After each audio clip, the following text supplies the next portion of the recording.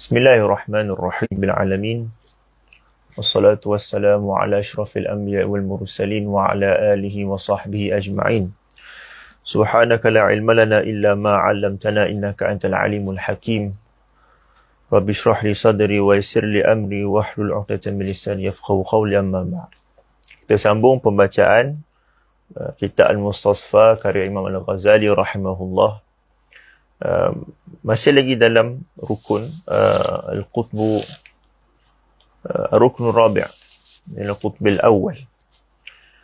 Pada perbahasan lepas kita dah bicarakan satu perbahasan yang panjang mengenai taklif bil muhal ataupun taklif muhal, dan perbahasan pada hari ini yang insya-Allah tidak mengambil masa yang panjang. Imam Ghazali rahimahullah membawa satu perbahasan yang kita boleh katakan lanjutan ataupun susulan daripada perbahasan yang sebelumnya. Jadi kita tengok berdasarkan penulisan ataupun susunan yang Al-Ghazali buat, Al-Ghazali menyusun kitab ini ataupun menyusun bab dan fasal dan juga masail dalam kitab ini dengan penuh tersusun lah kita kata. Mudah untuk kita melihat punya silsilah ataupun rantaian perbahasannya. Mudah untuk kita mencari kaitan dengan satu masalah ataupun perbahasan tu, apa kaitan dengan perbahasan yang sebelum dan yang selepasnya. Ini adalah satu kelebihan kitab ni lah. Qala rahimahullahu ta'ala wa nafa'ana Allahu bi'ulumihi wa 'ulumi masyayikhina fid dharain ya Allahumma amin. Mas'alah. كما لا يجوز أن يقال اجمع بين الحركة والسكون لا يجوز أن يقال لا تتحرك ولا تسكن لأن الانتهاء عنهما محال كالجمع بينهما. Perbahasan yang lepas kita ataupun Al-Ghazali rahimahullah membincangkan tentang masalah mustahil syarak mentaklifkan manusia dengan perkara yang mustahil di sisi akal. Antara perkara yang mustahil tersebut ialah jam'u bainal diddain ataupun jam'u bainal naqidain, ataupun kita boleh guna ibarat yang lebih awsa', lebih luas, iaitu al-jam'u bainal mutaqabilain atau bainal mutanafiyain. Boleh juga. Sebab kalau ikutkan dari sudut istilahnya ada beza di antara an-naqid dan juga an-naqidan dan juga ad-diddan. So kita guna ibarat yang lebih awsa' bagi merangkumi kedua-duanya sekali. Dan itu kita jelas. Al-Ghazali dah bahas panjang. Cuma di sini ada satu lagi surah permasalahan yang ada kaitan juga dengan taklif al-jam'u bainal al-mutaqabilain, iaitu akas dia ataupun yang terbalik, iaitu at-taklif ataupun al-jam'u at-tarku mutaqabilain, at-taklifu bintiha'il mutaqabilain. Sebelum ni taklif menggabungkan dua benda yang saling berlawanan. Sekarang ni pula masalah isu dia taklif ataupun mentaklifkan syara, mentaklifkan manusia untuk mengelak ataupun tidak melakukan, meninggalkan dua perkara yang saling berlawanan. Jadi kata Al-Ghazali rahimahullah, seperti mana menghimpunkan dua perkara yang berlawanan itu mustahil untuk dijadikan taklif, begitu juga meninggalkan kedua-duanya pun mustahil untuk dijadikan taklif. Itu statement ataupun argument beliau, dan kita akan tengok bagaimana Al-Ghazali membahaskannya. Sebab surah yang ini, surah masalah ni, misalnya kata seseorang ataupun syarak menyuruh seorang untuk meninggalkan pergerakan, la tataharrak wa la taskun. Jangan bergerak, jangan pegun. Sedangkan kita faham, jangan bergerak tu maksudnya pegun lah. Tapi kalaulah ada satu arahan yang berbunyi, jangan bergerak dan jangan pegun. Habis tu nak buat apa? Begitu. Jadi itu surah masalah dia. Jadi seperti mana yang sebelum ni mustahil, ini pun juga mustahil. Dan kita akan tengok ada beberapa permasalahan fiqh yang Al-Ghazali nak bawa kat sini. Cuma Al-Ghazali seperti biasalah beliau akan kata, beliau suka guna istilah apakah peranan ahli usul. Seorang usuli dalam membincangkan hal. Sebab kita tak nak campur permasalahan fiqh yang banyak ataupun yang boleh katakan melerik dalam kita usul. Sebab kita usul, perbahasan dia adalah tentang teori usul, tentang kaedah usuliyah. Akan tetapi amsilah fiqhiyah ka'annahu qad la yustaghna'an. Kadang-kadang tidak mampu dielakkan. Kena juga bawa bicara supaya barangkali sebagai satu contoh, takhrij usuli boleh jadi juga, ataupun sebagai satu penerangan kepada kaedah yang kita akan bahaskan nanti insya-Allah. Qala rahimahullah. Fa in qil, terus dibawakan satu permasalahan fiqh. Dan juga permasalahan ini disebutkan oleh kita usul yang lain jugalah, macam jamu jawab bila seumpamanya. Fa in qila faman tawassata mazra'atan maghsubatan fayahrumu 'alayhi al-mukthu wa yahrumu 'alayhi al-khuruj إذ في كل واحد إفساد زرع الغير فهو عاصم بهما. Al-Ghazali dia bawa satu situasi. Katakanlah ada orang dia merampas satu tanah. Tamam? Dia merampas lalu dia pergi ke tengah-tengah padang ataupun tanah tersebut. Tawassata mazra'atan maghsubatan. Dia pergi ke tengah, misal kata padi, dekat bendang orang kata kan. Fayahrumu alaihi al-mukthu. Semua ulama ataupun syariah ni secara umumnya mengatakan haram bagi orang tersebut berada di kawasan yang dirampas. Maksudnya dia rampas. Dia rampas lalu dia memanfaatkan dengan dia berada di situ. Ini dia panggil al-ghasbu dalam Islam, iaitu rampasan. Dan ghasbu ni memang haram lah. Kita tahu benda tu. Fayahrumu alaihi al-khuruj. Jadi sekarang ni masalahnya, apabila dia berada di tengah-tengah ataupun dalam kawasan yang dia rampas, yang haram untuk dia berada di situ, kemudian dia nak keluar, atau apa jua alasan pun, dia nak keluar daripada kawasan tu, bukankah bila dia keluar, dia akan memijak-mijak kawasan situ. Dia akan memijak-mijak tanaman-tanaman yang berada di situ. Dia akan menyebabkan berlakunya ifsad. Jadi, keberadaannya dalam kawasan itu satu mafsadah. Perbuatan dia untuk keluar daripada kawasan itu pun mafsadah. Jadi, seolah-olah macam syarak kata dekat dia, jangan berada di situ dan jangan keluar dari situ. La tamkuth fiha wa la takhruj minha. Seolah-olah itu yang berlaku. Jadi situasi ini katakan kalau dia berlaku, walaupun barangkali dia jarang ataupun orang dah tak buat dah kan. Jadi apakah hukum yang sepatutnya kita berikan kepada situasi yang macam ni? Jadi itu permasalahan. Jadi nampak permasalahan fiqh bukan masalah usul pun. Tetapi dia berkait dengan ataupun dibawa dalam kita usul, kerana permasalahan ini sedikit sebanyak boleh menggugat kaedah usuliyah yang telah pun orang kata apa, dibina ataupun buat oleh pengarang sendiri ataupun ahli usul secara umumnya. Jadi nak tak nak, macam kita kata tadi, sebahagian masalah fiqh, tak banyak, sikit saja, nak tak nak perlu dibawa dalam kitab usul. Tamam? Dengan tujuan-tujuan yang kita dah sebutkan tadi. Jadi dalam masalah ataupun situasi ni, apakah hukum yang logik lah kita boleh berikan? Dan kalau tak boleh, maknanya kaedah yang kamu buat tadi itu bermasalah. Kalau betul lah kaedah kamu tu kuat, bagaimana kamu nak menjawab persoalan-persoalan yang macam ni? Sebab tu seolah-olah macam nak mengisyaratkan bahawa setiap jawapan fiqh yang kita berikan kepada setiap persoalan mestilah didasari dengan usul yang mantap. Usul yang begitu kukuh. Supaya apa? Supaya nanti kita adalah jawapan di hadapan Allah Subhanahu Wa Taala. Kenapa kita jawab soalan masyarakat dengan jawapan sedemikian rupa?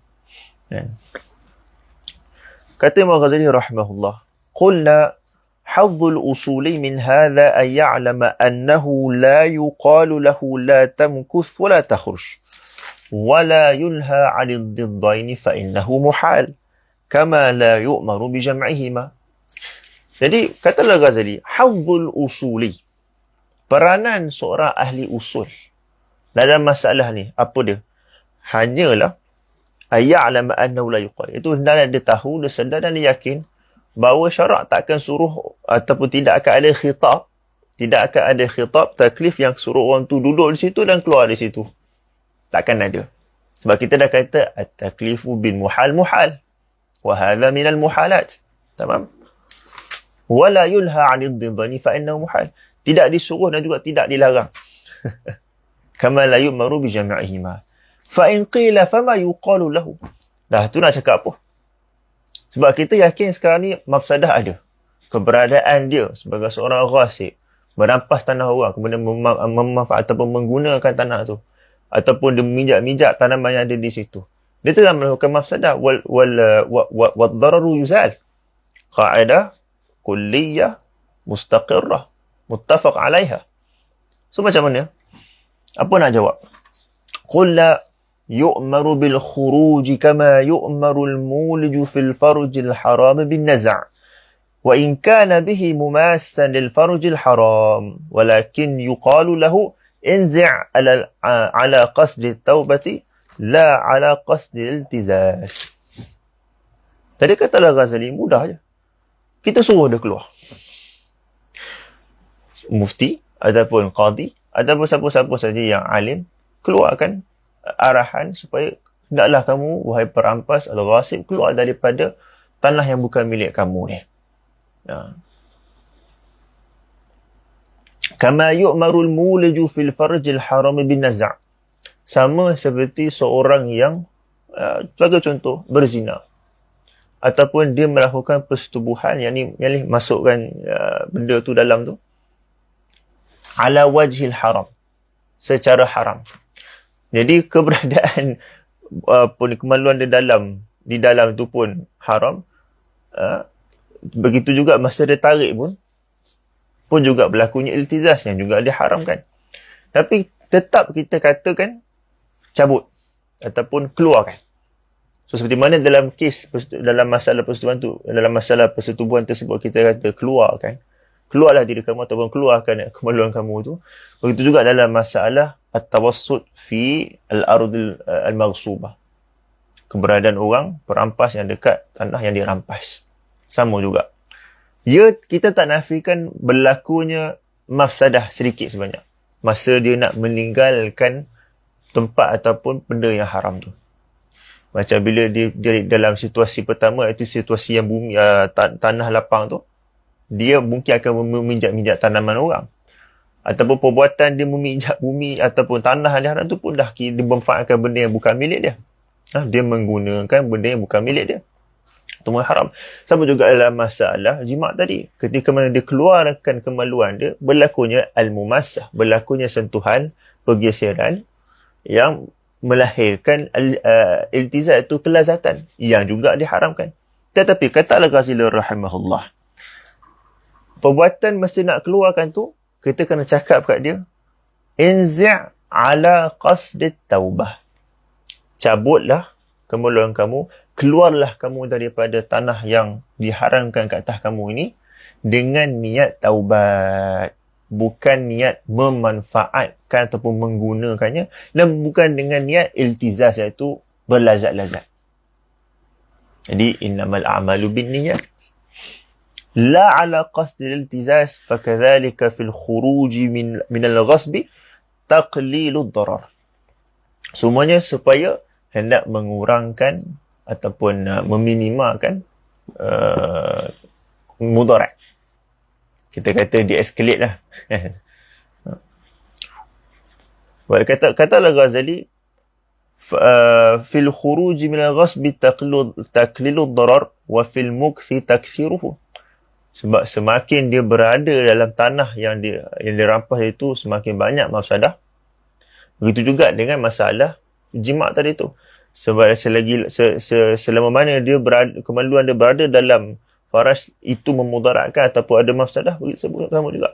Jadi at-taklif ataupun irtikab ahwan ad-dararain matlub, melakukan perbuatan yang kurang mudarat kerana nak meninggalkan mudarat yang lebih tinggi, itu satu tuntutan syarak. Dia bukan setakat benda jaiz, malah dia wajib. Dia wajib.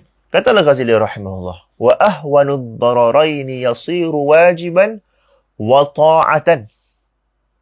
Dia satu kewajipan, dia satu ketaatan. Bil idafati ila a'zamihima. Jadi, walaupun mafsadah tu adalah mafsadah. Walaupun darar tu adalah darar. Lakin binisbati ila dararin a'zamu minhu huwa ta'ah. Semua ni berkait dengan masalah at-tahsin wa at-taqbih. Jadi Al-Ghazali dia letakkan perbahasan sebab itulah perbahasan tahsin wa at-taqbih ni semua pelajar yang belajar ilmu usul kena hazam betul-betul masalah tu. Sebab dia akan berkait dengan semua. Berkaitan dengan semua masalah dalam ilmu usul berkait dengan masalah tahsin wa taqbih. Jadi bila kita dah katakan bahawa hukum ini adalah khitabullah, bukannya wasfun zati ataupun min haqaiqul asya', maka tak ada masalah untuk kita kata perbuatan itu walaupun pada sendirinya, pada diri sini adalah mudarat ataupun mafsadat, apalah kamu nak cakap pun.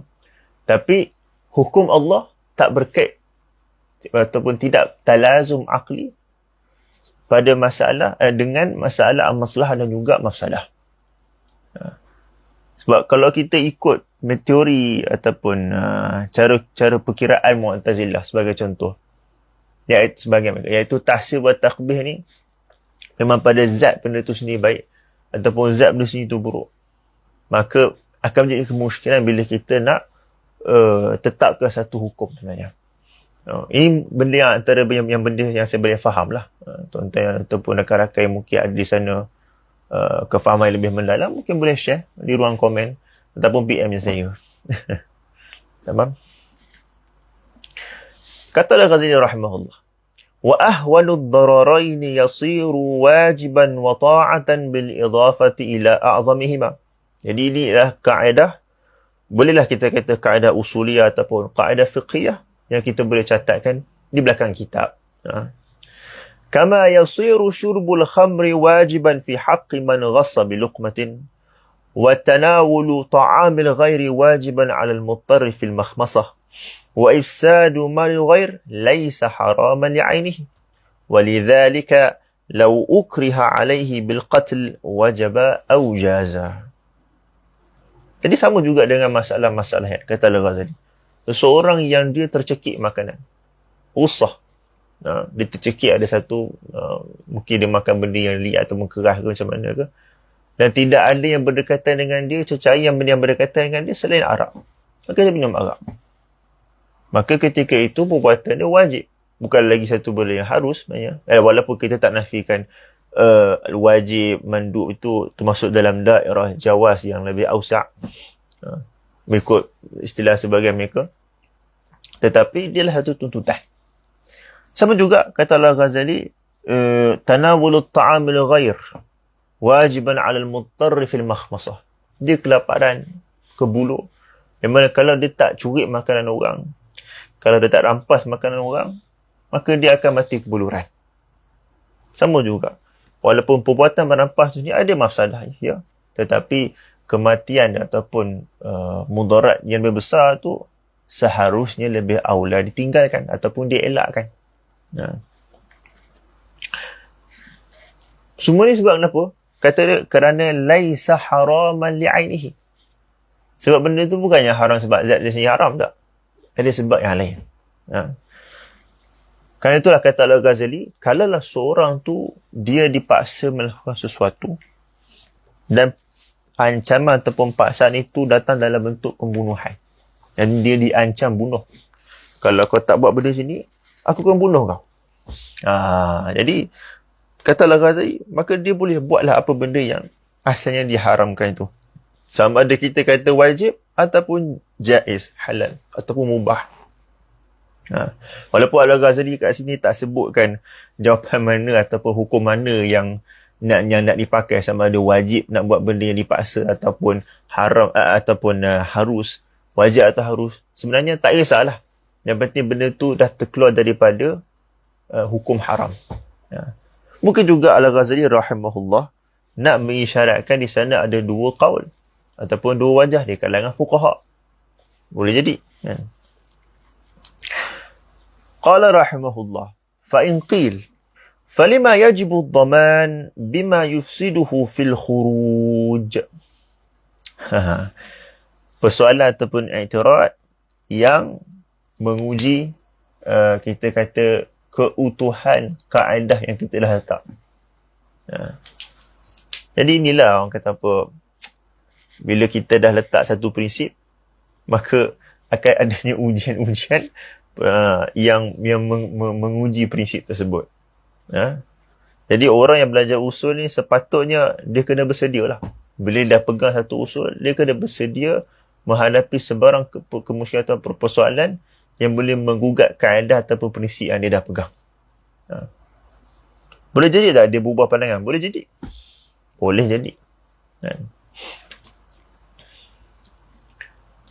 Qala, jadi kata Ghazali, kalaulah perbuatan itu harus, yani harus untuk dia keluar, dibolehkan untuk dia keluar dengan niat taubat, bukan dengan niat intifa'. Boleh untuk dia, ataupun dia kena keluarkan kemaluan dia dengan niat taubah ataupun tarkul haram, bukan dengan niat iltizaz, bukan dengan niat untuk berlazat-lazat. Falima yajibu dhaman idzan. Kenapa kalau berlaku kerosakan semasa dia keluar tu dia kena ganti rugi? Sebab ialah kita pun dengar juga satu kaedah fiqh, iaitu al-jawaz yunafid dhaman. Benda kalau dah harus, kenapa kena ganti rugi? Ambil kau macam itulah. Katalah Ghazali rahimahullah, qulna ad-dhamanu la yastad'i al-'udwan. Ini pun kaedah ataupun dhabit fiqhi yang kita boleh catatkan di belakang kitab. Apa maksud dia? Dhaman ataupun ganti rugi ini, dia tidak melazimi adanya udwan. Udwan ni maksudnya apa? Udwan ni maksudnya zulm. Udwan ni maksudnya dosa. Jadi kezaliman ataupun dosa lah. Ganti rugi tak semestinya kerana dosa. Boleh jadi satu perbuatan tu dia harus, tetapi disebabkan perbuatan kamu itu dia merosak ataupun melibatkan harta benda orang lain, maka kamu kena gantilah. Dan juga dia mengisyaratkan bahawa dhaman ini ialah termasuk dalam ahkam wad'iyah, iaitu sebab musabab. Apabila berlakunya itlaf, sama ada kamu sengaja ataupun tidak sengaja, sedar ataupun tak sedar, dalam keadaan dosa ataupun tak dosa, kamu kena ganti rugi. Jadi dia bukan masalah salah tak salah, berdosa tak dosa. Kamu rosakkan, kamu kena ganti rugi. Seperti mana kita dah sebutlah dalam sesi-sesi yang lalu. Qala rahimahullah, ad-dhaman la yastad'i al-'udwan إذ يجب على المضطر في المخمصة مع وجوب الإتلاف إذ يجب الضمان على المضطر في المخمصة مع وجوب إتلاف ويجب الضمان كذلك على الصبي وعلى من رمى إلى الصف الكفار وهو مطيع به. Sama juga dalam masalah kanak-kanak yang merosakkan harta benda orang. Dia betul, dia bukan mukallaf, tapi dia rosakkan harta benda orang tak? Kena. Sebab satu kaedah menyebut saya lupa dia punya ibarat tu. Yang mana manusia ni alaqah sesama manusia ni dibina di atas at-tashahhi ataupun syuh. Dia nak eksploitasi. Haqqul adami mabniun ala asyuh. Lakin haqqullah mabniun ala kita kata mabniun ala at-tawsi'ah ataupun ar-rahmah. Macam itulah. Saya pernah lupa ibarat tu. Jadi kalau benda-benda yang berkaitan dengan hak Allah, Allah Ta'ala mudah maafkan. Tapi manusia tak. Manusia ni kalau boleh dia nak bulut segala benda dalam dunia ni. Sebab cinta dunia lah. Tapi walaupun di atas, walaupun kita kata agama ni galak memaafkan dengan mana tidak menuntut ganti rugi, tidak menuntut hukum balas, tidak menuntut apa-apa hukuman ke apa benda ke, tetapi agama tetap meraihkan masyair ataupun perasaan fitrah manusia yang sukakan harta. Malah benda tu pun disebutlah Al-Quran. Kerana Al-Quran Al-Karim menceritakan ataupun menerangkan haqaiqul asya' sebenarnya. Iaitu manusia ni memang suka harta. Jadi walaupun sikap tu bukanlah sikap yang terpuji sebenarnya dalam ilmu tasawuf, tetapi dalam fiqh kita kena raikan. Cuma tak salah lah kalau dalam orang kata apa, dalam sesi nak tuntut hak tu, mungkinlah qadhi ataupun pihak hakim ataupun siapa-siapa sahaja bolehlah memujuk orang yang dianiaya supaya maafkanlah. Boleh, tak ada masalah. Tetapi kalau dia tuntut atas kerosakan yang dia alami, kerugian yang dia alami, maka wajib ditunaikan tuntutan tersebut. Begitulah cara syarak mendidik dan juga menerangkan kepada manusia ni. Subhanallah. Jadi kata Al-Ghazali rahimahullah, sama juga dengan masalah man rama ila safil kufar. Dia tentera, lalu dia membaling atau melontar lembing ataupun memanah ke arah musuh, yang mana musuh menggunakan orang-orang Islam juga sebagai perisai mereka. Jadi kata dia pun sama juga. Kalau ikutkan kaedah, wajib kamu membayar pampasan ataupun ganti rugi. Tak salah apa ni diat ke apa-apa ke.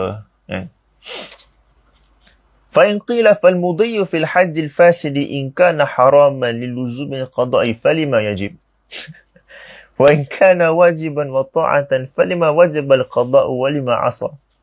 Satu lagi surah fiqhiyah nama. Hari ni kita bincang banyak masalah fiqh. Ni dah nak masuk haji ni. Dah masuk musim haji dah pun.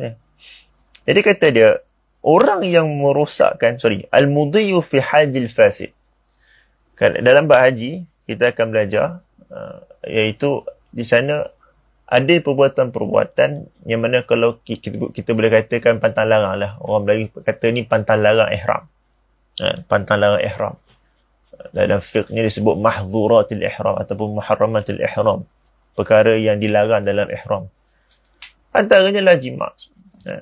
Jadi kalau seorang tu melakukan persetubuhan semasa dalam ihram, iaitu sebelum dia tahallul awal kan, maka haji dia fasid. Tetapi biarpun haji dia fasid, ni yang ajib. Haji fasid tetapi dia wajib menyempurnakan manasik dia. Wajib menyempurnakan manasik dia. Kenapa? Kata fuqaha, li syiddati talazum ataupun syiddati luzum al-ihram. Kerana ihram ni dia punya irtibat dengan diri seorang yang melakukannya tu sangat kuat. Dia tak boleh mudah-mudah terlepas ataupun terlerai daripada zimmah seorang. Lagi haji. Ihramnya berat. Maka dia kena mudhi fil hajj al-fasid. Haji dia rosak tapi dia kena sempurna kan. Dia tak betul solat. Solat kalau dah fasid lah. Kena angkat takbir balik. Tapi haji tak. Haji tidak. Jadi bila haji dia dah rosak, dia kena sempurnakan haji dia. Cuma di sini timbul persoalan. Dan persoalan ni adalah persoalan fiqhi yang sedikit sebanyak boleh menggugat kaedah yang kita dah tetapkan. Katanya, فَالْمُضِيُّ فِي الْحَجِّ الْفَاسِدِ إِنْ كَانَ حَرَامًا لِلُزُومِ الْقَضَاءِ فَلِمَا يَجِبْ. Perbuatan menyempurnakan haji yang rosak ataupun haji yang fasad ni, kalau dia haram, kenapa kita kata haram? Sebab dia kena qada. Haram dengan mana tak sah lah. Ialah buat perbuatan yang tak sah. Kenapa kena qada? فَلِمَا يَجِبُ الْقَضَاءِ ataupun فَلِمَا يَجِبُ الْمُضِي. فَلِمَا يَجِبُ, fa'il dia adalah mudhi. Yang saya faham daripada ibarat ni adalah mudhi. Maksudnya, فَالْمُضِيُّ فِي الْحَجِّ الْفَاسِدِ إِنْ كَانَ حَرَامًا لِلُزُومِ الْقَضَاءِ فَلِمَا يَجِبُ الْمُضِي. Kalau perbuatan dia kena sempurnakan haji yang fasid tu, kalau haram dan tak sah, sebab kamu kata kena qada, maka kenapa kena buat? Kenapa kena sempurnakan haji yang dah rosak? Ini pun antara persoalan menarik. Wa in kana wajiban wa ta'atan falima wajib al-qada walima asa bihi. Kalaulah dia satu kewajipan, ketaatan, kenapa kena qada? Maksudnya ialah kalau taat dan wajib tu dan kamu buat seperti mana yang syarak suruh, bukankah dah berlaku imtisal? Bila berlaku imtisal, bukankah secara kaedah ataupun qiyas ni benda tu akan sah? Tapi kenapa kena qada haji? Faham dia punya situasi dia. Ibarat macam ada seorang ni, dia nak timbulkan persoalan tentang masalah solat hurma waktu. Dia kata, solat hurma waktu ni, kalau sah, kenapa qada? Kalau tak sah, kenapa buat? Dia antara mazhab orang yang kata tak perlu ataupun tidak ada konsep hurma waktu lah. Maksudnya, solat sekadar yang ada. Kalau ketika itu taharahnya tidak sempurna ataupun auratnya tidak sempurna tutupnya, ataupun sebahagian rukun arkan solat tidak dapat dipenuhi sepenuhnya, fattaqullah mastata'tum. Dia berpegang dengan zahir hadis tersebut ataupun umum hadis tersebut. Dan itu memang mazhab sebahagian fuqaha sebenarnya, atau sebahagian daripada fuqaha Syafi'iyah pun sebenarnya. Iaitu apabila orang yang faqidut tahurain, maka ataupun sebahagian syarat ataupun rukun solatnya tidak dapat dilaksanakan seperti yang dituntut, maka dia solat seperti mana keadaan yang dia boleh, dan dia tak perlu untuk qada semula. There's no such thing as solat hormat waktu. Tapi ini bukan yang mu'tamad ataupun yang rajih dalam mazhab lah. Cuma saya nak tarik perhatian sini adalah pada argument dia. Argument dia sebiji dalam masalah al-hajjul fasid ni. Sama, lebih kurang sama. Maksudnya, kalau benda tu wajib, kalau benda tu sah, kenapa kena qada? Benda kalau sah, apa maksud sah? Istitba' ataupun apa makna al-ijza'? Istitba'ul ghayah. Mengikut ta'rifan sebahagian ulama'. Ada yang kata al-sihhah ataupun ijza' adalah suqutul qada'. Berdasarkan ta'rif itu sendiri, dan bila kamu dah hukum perbuatan tu ataupun solat itu adalah sah, kenapa kena qada?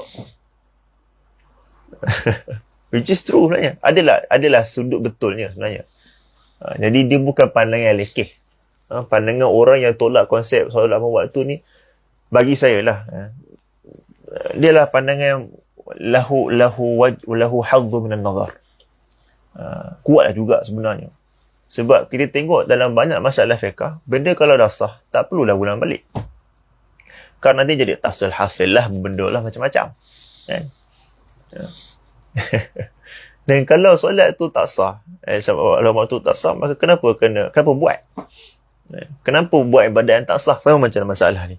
Kalau mudhiyu fil hajjil fasid, menyempurnakan haji yang fasid itu tak sah, ataupun haram, maka kenapa kena buat? Faham? Dan kalau dah sah, dah satu ketaatan, kenapa kena qada haji? Ya salam. Tapi Al-Ghazali rahimahullah dalam sebahagian tempat dalam kitab ni, saya tak ingat nampak apa, kata beliau, qada dengan sah tak sah, as-sihhatu wal qada la yatalazaman, ghair mutalazimain. Dia bukan dua perkara yang saling berkait rapat. Maksudnya, dia walaupun banyak dalam masalah fiqh, bila perbuatan itu sah maka tak perlu qada, betul. Tetapi secara dasarnya, apabila perbuatan itu sah, tak semestinya tidak ada pengulangan, tak semestinya tidak ada qada. Boleh jadi ada qada, boleh jadi.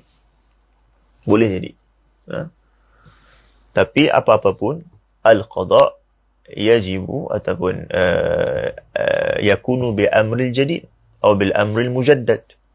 Qada mesti ada arahan yang baru. Cuma yang menjadi kemusykilan saya lah secara pribadinya, kadang-kadang saya tak nampak dalil dalam mazhab Syafi'i ni, dalam mazhab Syafi'i dalil tuntutan untuk qada. Maksudnya mereka hukum perbuatan tu sah, tapi kena qada tu, mereka kata kena qada, tapi dalil dia macam tak ada. Atau mungkin ada, cuma mungkin mereka berpegang pada mazhab yang satu lagi, iaitu qada tidak memerlukan kepada dalil yang baru. Mungkin. So memang ada khilaf usuli pada dalam masalah tu. Adakah qada memerlukan arahan yang baru?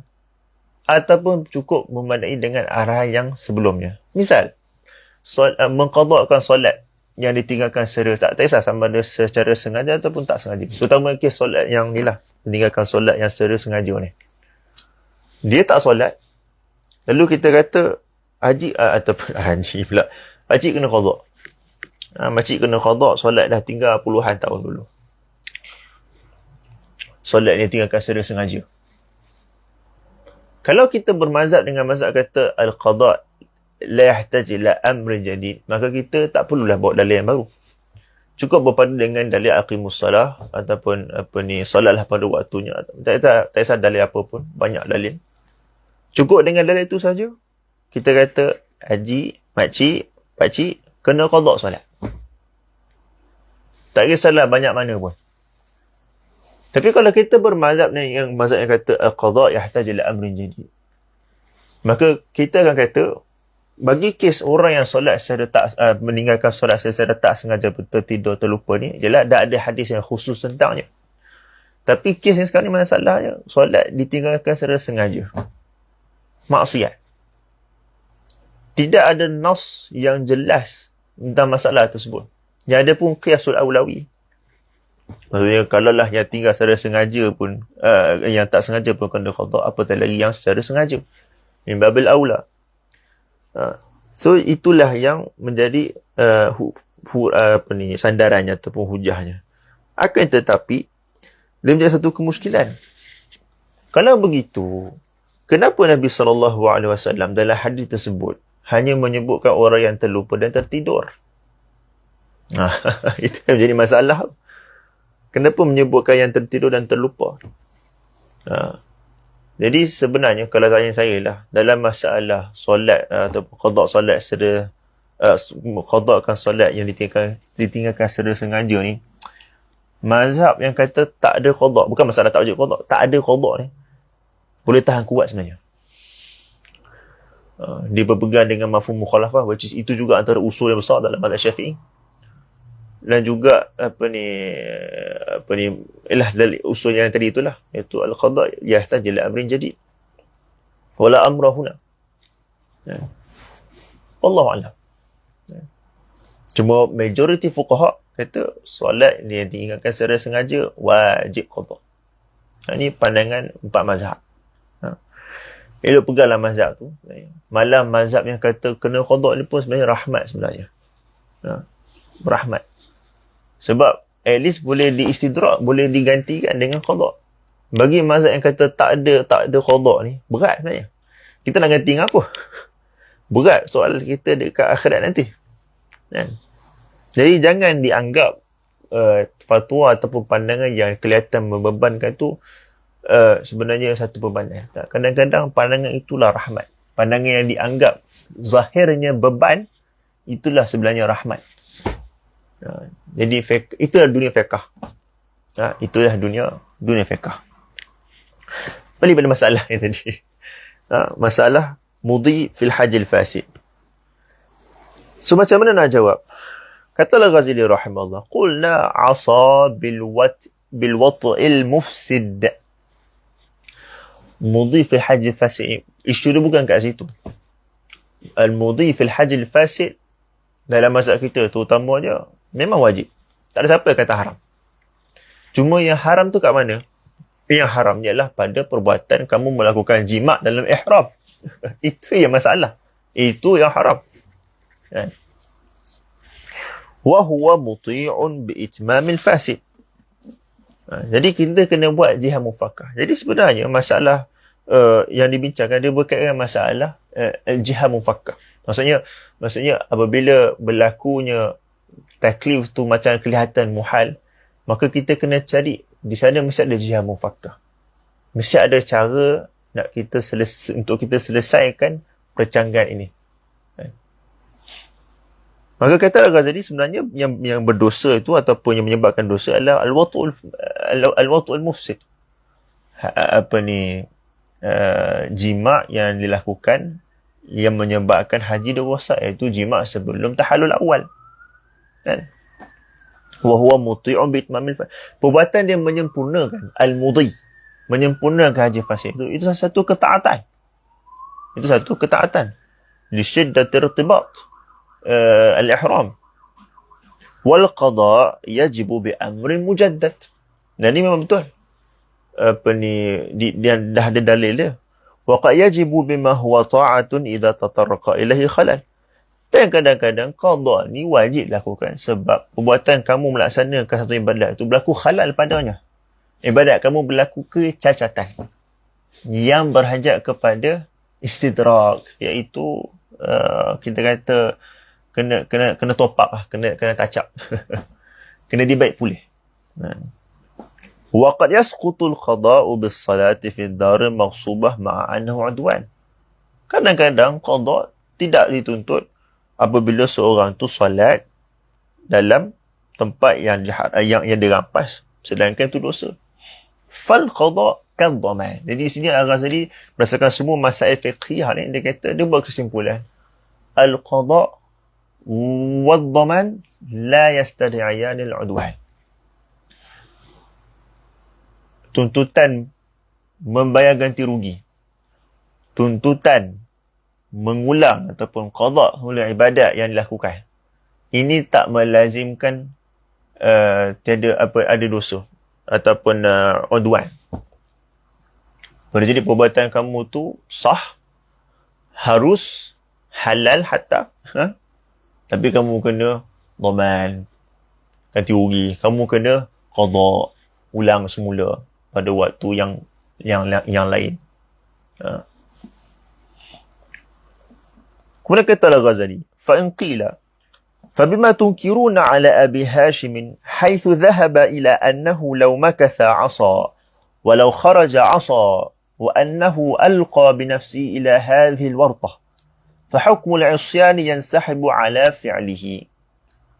Jadi, kalau kamu nak cakap itu, kenapa kamu ingkar dengan kalam Abu Hashim dalam Mu'tazilah, yang dia kata, dia duduk kat tanah tu, perbuatan itu haram, dia keluar pun haram, dia kira bermaksiat. Maka orang itu sendiri yang sengaja mencampakkan diri dalam kita kata kemuskilan tersebut. Dia padai muka dia. Nak kata macam tu lah. Maksudnya kalau kau duduk pun haram, maksudnya walaupun ni macam kau niat nak taubat dengan kau keluar daripada buat benda haram pun, masih lagi perbuatan tu haram. Masih lagi. Walaupun kau kena buat. Walaupun kau kena buat. Jadi kata, bagi mazhab Abu Hashim, isyan, yang di dosa tu, dikira dalam segala jihad. Kamu stay dalam tanah yang diharamkan tu, kamu berdosa. Kamu keluar pun kamu kena berdosa. Tak kira. Sebab ni mafsadah, ni pun mafsadah. Nampak? Dia tali ataupun dia sejajar dengan konsep at-tahsin wa taqbih al-aqliyan yang mereka pegang. Beza dengan Asy'ariyah yang kata tahsin wa takbir ni memang tak, dia adalah satu paradoks ataupun satu falasi sebenarnya. Dan hukum Allah tak terikat dengan tahsin wa takbir.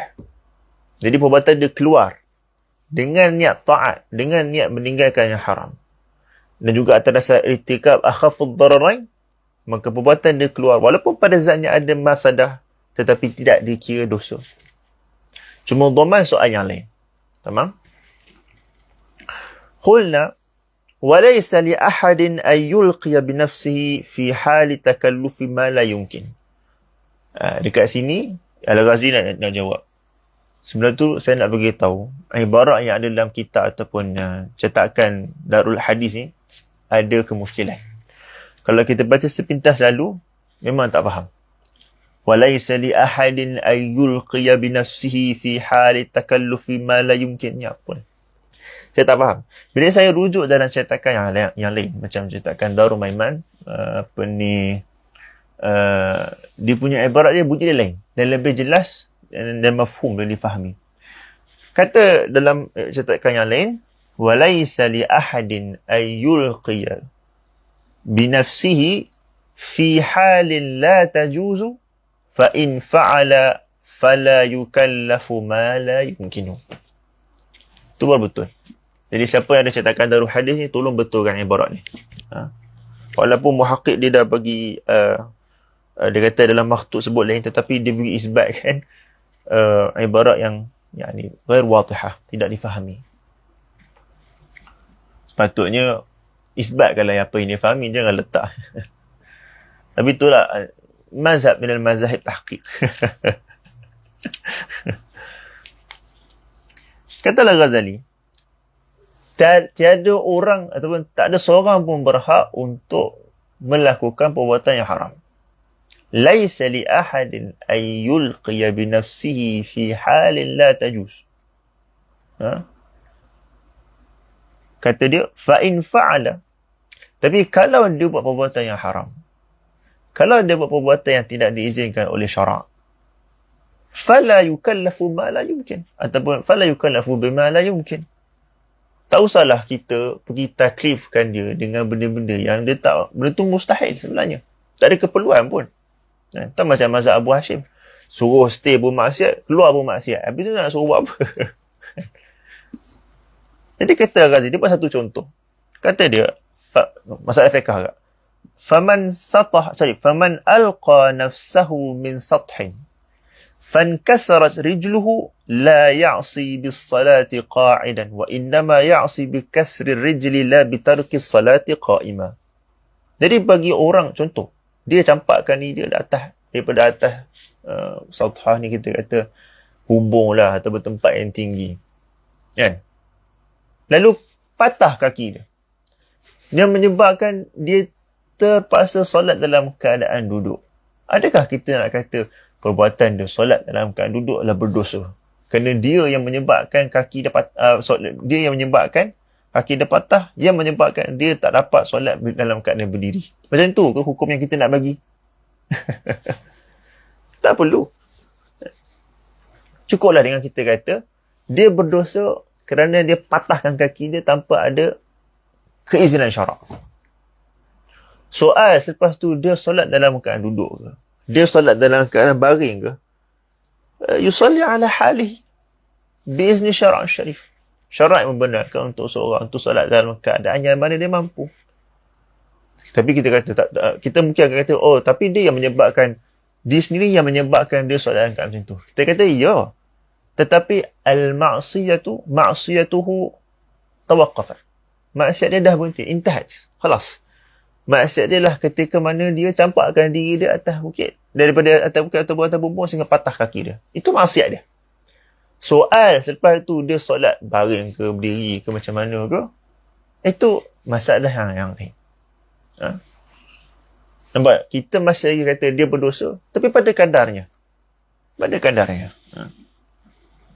Kalau kita ikut mazhab Mu'tazilah atau Abu Hashim tadi, barangkali kita akan kata dia berdosa solat kerana solat dalam keadaan duduk. Kesian kawan tu, kan? Solat dah wajib, tapi solat pula keadaan duduk itu dia mampu, itu pun dia berdosa juga. Kesian. Tamam.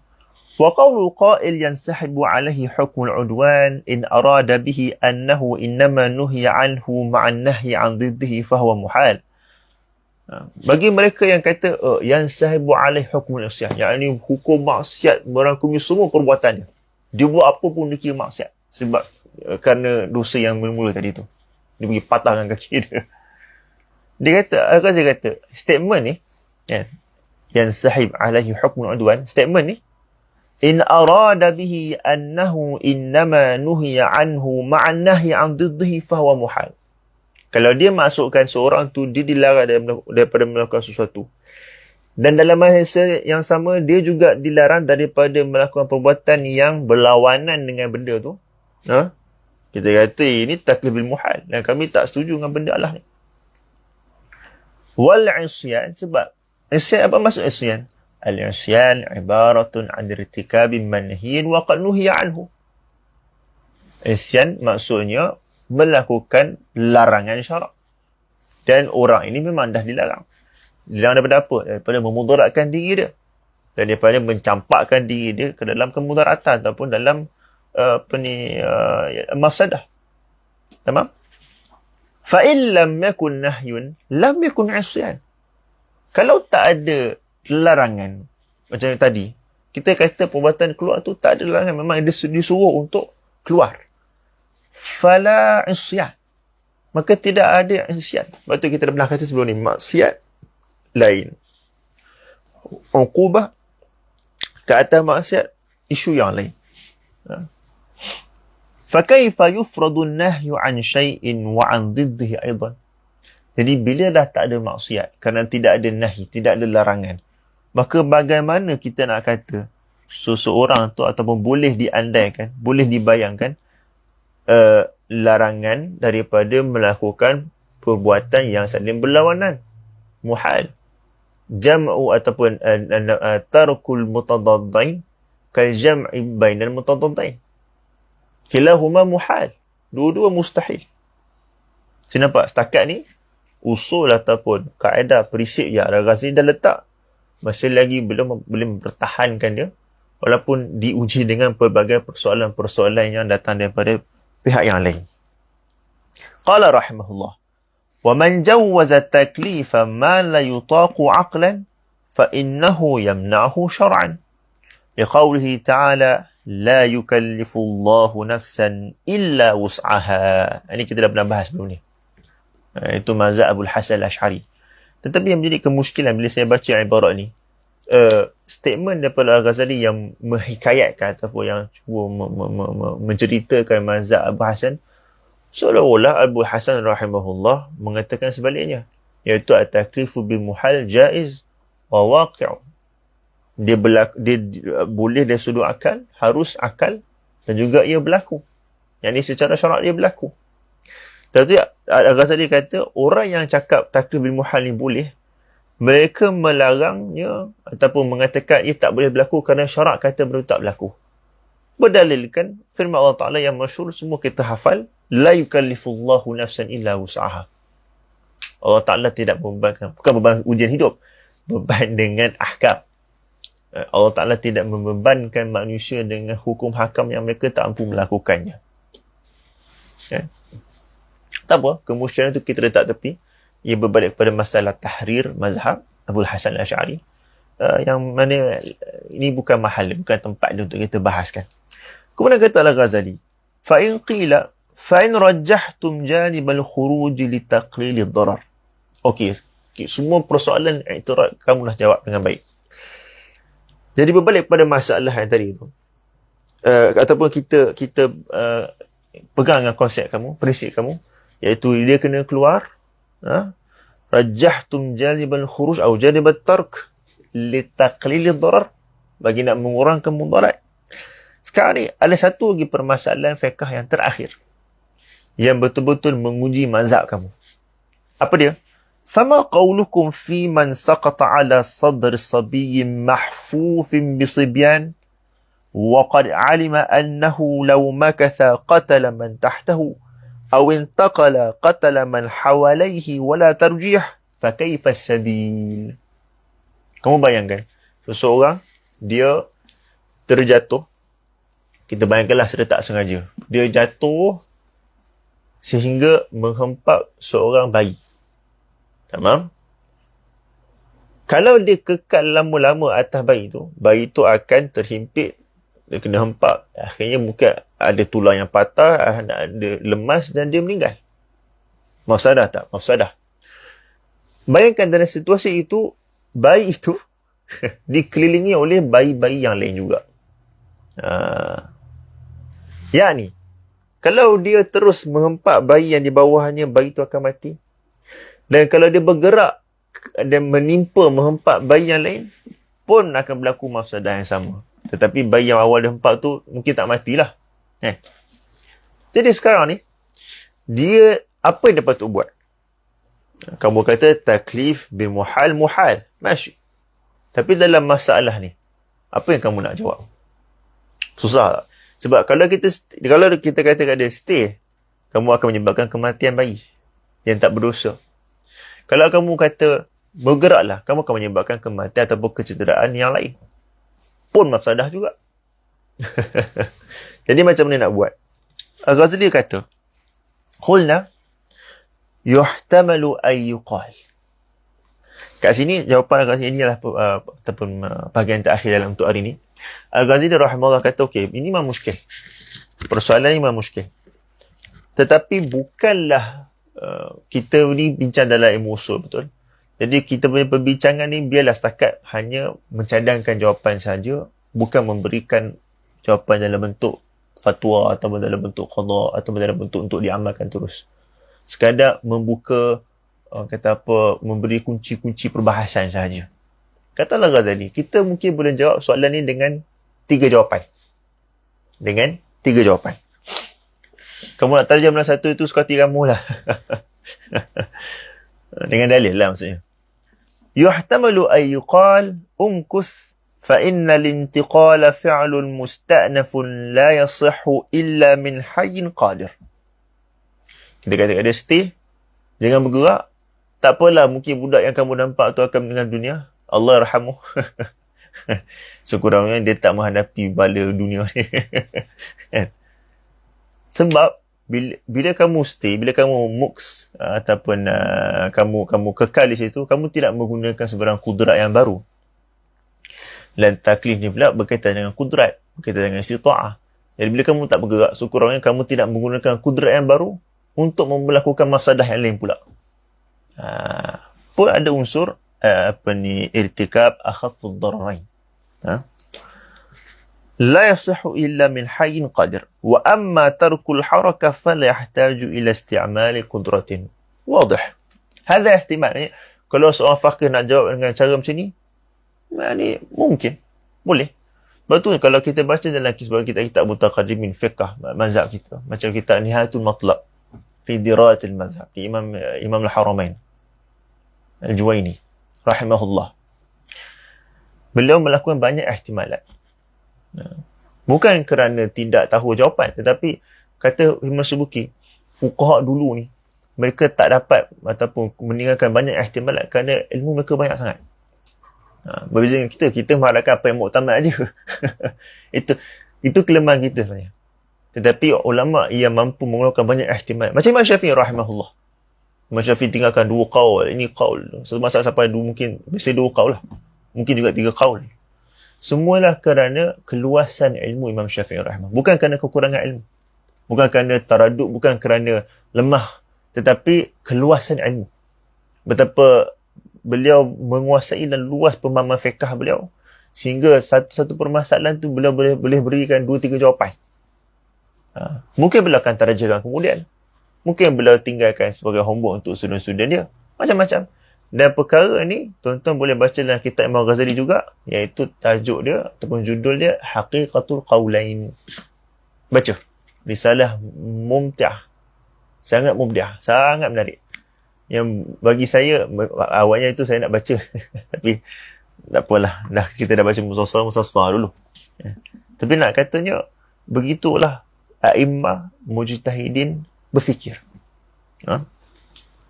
Jadi Al-Ghazali rahimahullah, kalau kita mendalami kitab ni dengan baik, mana tahu jadi mujtahid.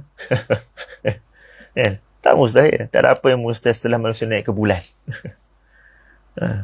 Kama yuqal. Itu jawapan pertama ataupun ihtimal pertama. Wa yuhtamalu ay yuqal yatakhayyaru idh la tarjih. Ini pun salah satu jawapan menarik juga. Kita kata dekat fulan tu, awak dalam kemuskilan, kita kata awak buatlah apa yang awak rasa nak buat. Sebab mana-mana awak buat pilihan pun tetap ada masalah. Tidak ada tarjih. Lebih dia tidak ada tarjih, maka tidak ada taklif yang tetap. Buatlah macam mana pun. Walau bitasyahi. Dia sama dengan masalah memilih mazhab. At-tamadhub. Kita kata ada, awak nak pilih mazhab apa? Syafi'i, Maliki, Hanbali, Hanafi? Ataupun mana-mana mazhab yang muktamad yang masih lagi boleh dipegang. Kalau dia tanya kat kita, saya nak pilih yang mana? Kita kata mana-mana lah.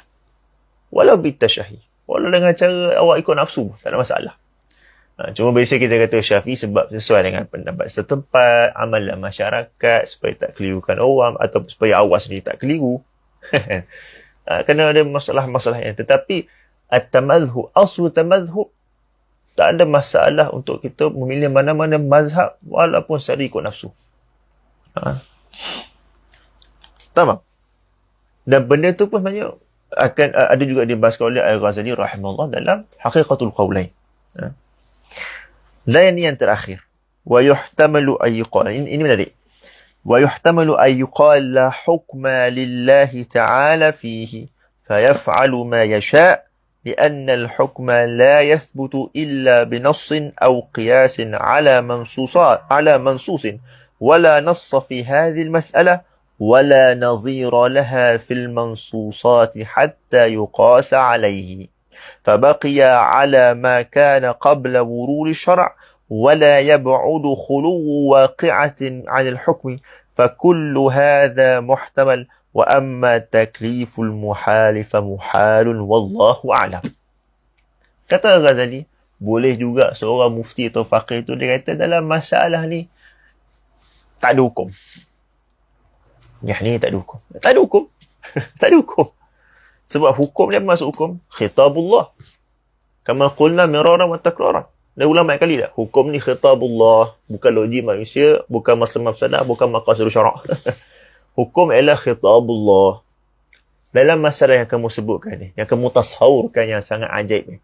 Ada tak hukum Allah yang khusus untanya? Tak ada.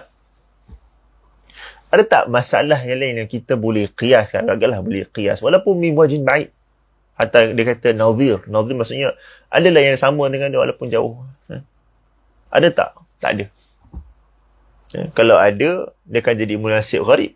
Seperti yang dia akan bahkan dalam bab qiyas nanti kita akan tengok apa anwa' munasabah ataupun munasib. Tapi tak ada. So kita nak buat macam mana? Kita kata tak ada hukum. Boleh jadi ke dalam masa-masa sekarang ni ataupun mana-mana zaman tak ada hukum syarak? Boleh. Sama seperti macam tidak ada khitab syarak. Sebelum kedatangan Rasul, ada hukum tak? Tak ada hukum. Tak ada hukum. Jadi, kita kata, walaupun memanglah dalam luar fatwanya kita kata ni harus. Ni harus untuk dia nak stay atau budak tu ataupun dia nak hempak kat budak lain ke macam mana ke. Tetapi, itu dari segi teknikal usulnya, itu bukan harus. Itu kan mubah. Kerana mubah, seperti mana kita kata sebelum ni, mubah maksudnya ada khitab syarak yang khusus yang kata, laka an taf'al wa laka an la taf'al. Kau boleh buat dan kau tak boleh buat. Dan kau boleh tinggalkan. Tapi dalam masalah ni, ada khitab tak? Tak ada. Maka kekal sebagai, kita kata, istishabul asli. Yang ni tak ada hukum lah sebenarnya. Wallahu ta'ala a'la wa alam. Wa sallallahu ala sayyidina Muhammad wa ala alihi wa sahbihi wa sallam. Wassalamualaikum warahmatullahi wabarakatuh.